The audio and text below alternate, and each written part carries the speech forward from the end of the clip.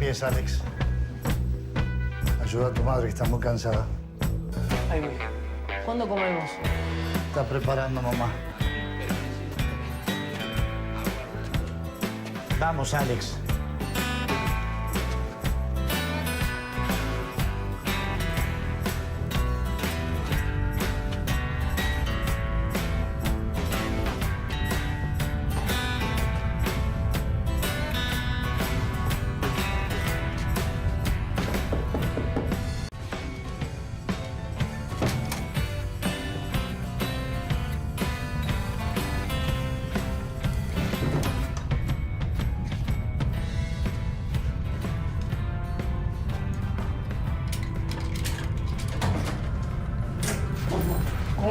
Tranquilo. Au cinéma en gardant les noms réels des personnages. Et pour lui, c'était une responsabilité additionnelle par rapport aussi aux victimes de cette famille et à la famille, aux familles de ces victimes.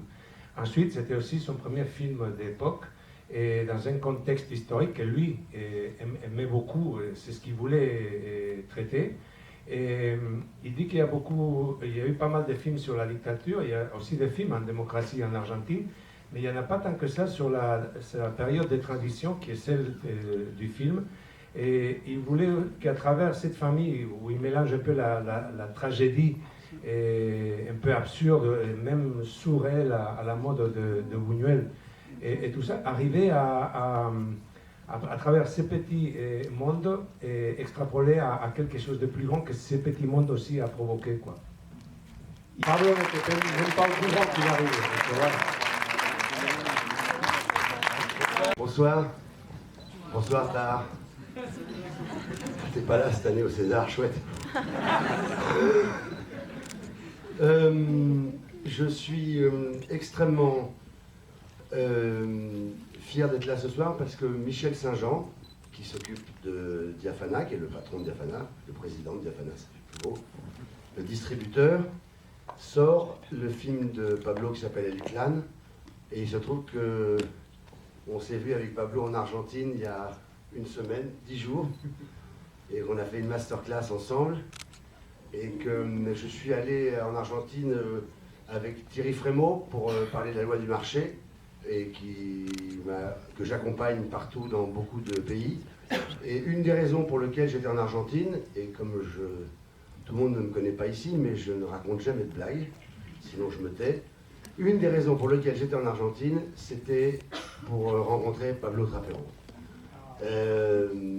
C'est vrai. J'étais avec Thierry Frémaux et Laure Cazeneuve qui travaillent avec lui et qui m'ont proposé d'aller en Argentine et ils m'ont dit voilà, on rencontrera des metteurs en scène, Damian Cifrón qui a fait Les Nouveaux Sauvages et Pablo Trapero dont je connaissais le travail, j'avais vu Elefante Bianco, j'avais vu Garancho et j'ai dit à Laure Cazeneuve, est-ce que tu as d'autres films de Pablo Trapero? Et elle m'en a donné un qui s'appelle Leonera, que j'ai vu juste avant de partir, et je suis tombé sous le choc. J'ai adoré, je trouve que c'est un film inouï, où il joue avec, il fait jouer son épouse, qui est productrice du film, qui s'appelle Martine Guzman, qui est pas là ce soir. Je peux dire pourquoi ou...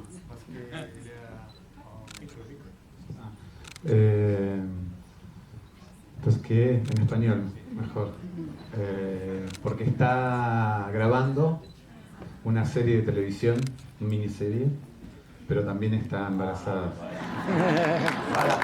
Elle est en train de tourner une série pour la télé, mais surtout elle est enceinte, très enceinte. Et donc on a fait une... Après je vais laisser la parole à Pablo, parce que c'est lui l'invité de ce soir, c'est pas moi. Et juste pour vous dire qu'on a fait une masterclass là-bas et que une des raisons pour lesquelles j'étais en Argentine, c'était de le rencontrer. J'admire son travail énormément et je pense que c'est un très très très grand metteur en scène. Et à force de rester en France, les acteurs, ce qui n'est pas le cas de Tahar, je sais qu'il voyage beaucoup, mais il y a quelques acteurs qui n'ont pas le réflexe d'accompagner leurs films en Belgique, en Hollande, en Argentine, en Bolivie, en Bulgarie. Il y a des millions et des millions de festivals, on est très souvent... on nous les propose, et puis est-ce que c'est la flemme, est-ce que c'est plein de choses, et on n'y va pas, et en fait il faut y aller parce qu'on fait des rencontres inouïes. On s'aperçoit que Ben ici, on est énormément sur nous, comme eux d'ailleurs sont sur eux. Chaque pays, on parle de l'Europe toute la journée. Ben, l'Europe, c'est aussi aller voir les films des autres, c'est qu'ils viennent voir les nôtres, c'est de tourner avec eux, c'est qu'ils tournent avec nous. Et quand Michel m'a dit, est-ce que tu veux venir présenter le film de Pablo Trapero, que je ne fais jamais ça. Déjà, je ne viens pas présenter les miens parce que j'ai l'impression de savoir inviter tout le monde, mais alors ceux des autres.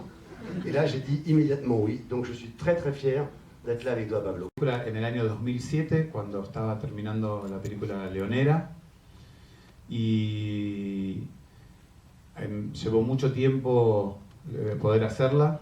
En el 2012 se anunció y después, por distintas razones, solo se pudo filmar el año pasado. Donc c'est un projet qui est né, il a commencé à l'écrire, il a commencé à le penser en 2007. C'était au moment de Leonera, mais ensuite il a mis beaucoup de temps à pouvoir monter ce film-là qui avait été annoncé déjà en 2012, mais il a pu être tourné qu'en 2014. Y es una historia basada en un hecho real que yo recuerdo de cuando tenía 13 años y que no les voy a contar la historia porque la van a ver, pero que es una historia que habla de un microclima familiar y a través de esa historia se pueden conocer las cosas que pasan fuera de la casa y pienso que va a haber un Q&A, entonces va a haber unas palabras luego, así que lo mejor es dejar de hablar, agradecerles a todos ustedes por haber venido y los que quieran que conversemos luego, después tiene más sentido toda la conversación. Así que muchísimas gracias nuevamente y que bonne proyección.